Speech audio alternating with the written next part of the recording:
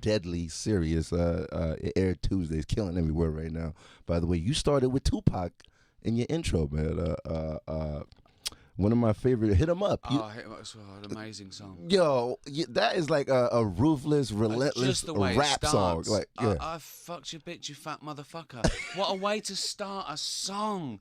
I mean, when I first heard that, I just thought, who is this guy? Who is this guy?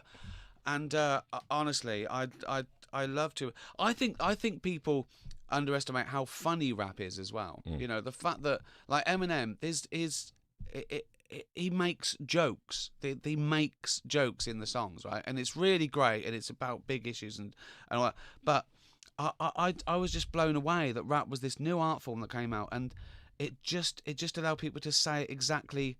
And going back even further, like the first time I heard, The Message by Grandmaster, I was, oh wow, I thought, I've never seen this in pop or. I mean, now rap is mainstream. Now rap is pop. That's. I mean, it's in everything. It's a human connection. It's like, that. Yeah. There's no. It's not no outsiders in. I don't know where you have to look to find an outsider in any sort of pop now, because it's everything's commercialized. But I've loved rap for like 35 years. But even stuff like Sugar Hill Gang. It's like. Man. So but mostly it's sort of, I suppose I went the sort of folk and indie, so Bob Dylan, Neil Young, Radiohead, David Bowie, okay, Velvet Underground, so that's sort of my journey, but rap's part of that. I don't know why people separate rap with anything else. You've done amazing. Well, you've been in a lot of amazing situations. You ever encountered like Jay-Z or anyone like when they're touring out there? No, I've met Jay-Z a few times. What? The first time I met Jay-Z was backstage. I'm a friend with Chris Martin from Coldplay. Okay. And I met Jay-Z at a thing, right, and we were talking, and it's really funny, really, really funny bloke. I met him once before that, and then I met him again, right, and I think it was Chris Martin again, and Jay-Z said to me, he said, I saw you in the Four Seasons in New York. He said, I was going to come over and say hi, but I didn't know if you'd remember me, right? And I went, well, I still know who you were. Do you mean? And he just started laughing. I go, oh look, oh yeah, that's Jay-Z, the most famous rapper on the planet. Yeah, I remember you. It was so sweet. He was like, he meant, I don't know if you remember that we met, right? But it was so sweet to have Jay-Z. I don't know if you remember me. Who are you? Who the hell are you? Nice. Rumor has that you kidnapped the Queen for your Sirius XM show. Is that true? No, I'm afraid that she. Have you ever been knighted before? All the stuff you've done. I'm never going to be knighted. Okay. I'm never going to be knighted because of all the stuff I've done, because all the things I've said.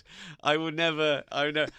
And the two princes came to my last special. Oh, did they? Harry and William came along to my special in London, and they loved it. And I was doing a routine about their nan. Oh.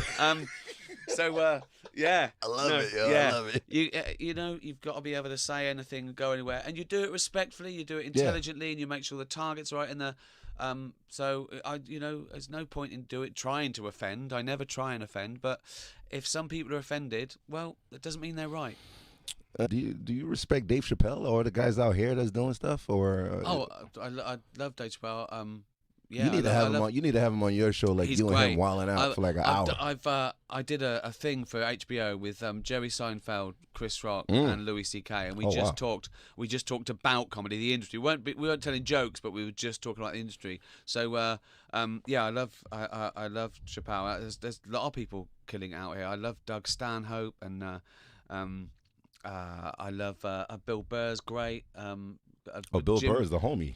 Jim Norton's great. I think he's doing some really fearless stuff. Coming up in the UK, were you getting like 50 quid the way they get cheap pay here? Like I didn't do that. I cheated. Okay. I cheated. No, because I went from doing radio to writing The Office, and it took off. And most comedians do 15 years trying to get their own sitcom. No, I did. I got my sitcom. My first tour was already a theatre tour. It was sold out because I cheated. I didn't do that route. But you know what though? That's good though. But yeah, it is good. But after 15 years, with this new tour, I'm now the stand-up I always wanted to be. It's taken me this long to be really proud of what I do. And I was okay before, but now I think I'm a good stand-up now, and it took me 15 years. So there isn't a shortcut. Of course, I got to selling it out and people coming along, but I didn't get to being good immediately. Okay. It still took me the same 15 years to be good. So it doesn't matter what order you do it. We've all ended up in the same place. Exactly. But I love stand-up more than anything now. The reason I brought up Dave Chappelle because they gave him a big bag of money from Netflix. I heard you got kidnapped for Live on the Road. How's that coming along? I heard you're happy as hell. You was born like a Maybach or something. They took Life on the Road, and they've taken my new special. My new special is going to be on Netflix next year. I bet my bag of money wasn't as big as Chappelle. You're right. I got a little British bag a little of money. ching, a little yeah, but mine's in pounds.